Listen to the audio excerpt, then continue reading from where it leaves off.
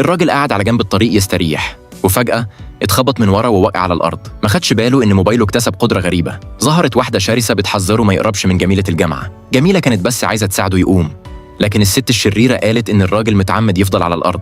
ساعتها جميلة قالت إنها مش بتحبه خالص.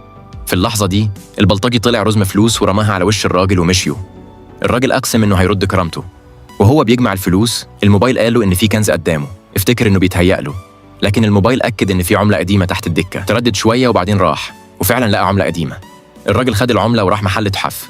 صاحب المحل قال إنها أصلية واشتراها ب$5000.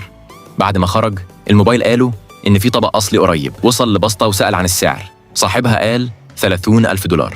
بعد فصال طويل نزل السعر لحد $500، والراجل اشترى الطبق. رجع لمحل التحف واتصدم لما شاف جميلة الفصل هناك. قالت له إن المحل بتاع عيلتهم، واستغربت من الطبق وقالت له أكيد تضحك عليه.